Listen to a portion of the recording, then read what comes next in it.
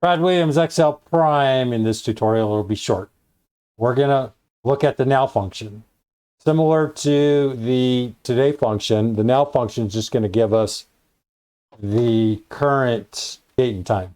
If we just type in equals now, we're going to get 3/19/23/1046. Now, keep in mind, this is an active cell. In other words, every time change, this thing will update.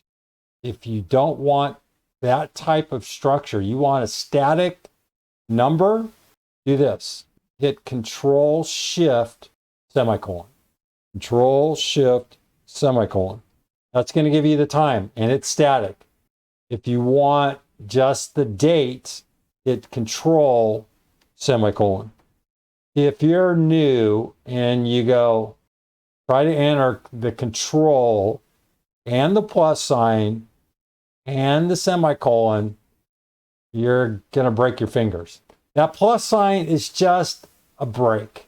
That just says control and include whatever's after the plus sign. This control shift should be control plus shift, but technically we should just put a plus sign here. Control plus shift. The plus sign is a break.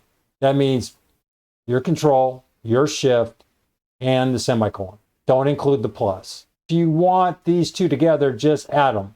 Just go equals this E7 plus the time. You may need to structure it. Just go control, shift, semicolon. And then if you need to go before, go control, semicolon, and then a space. And you can include the two, and they're static. Brad Williams XL Prime, thank you very much.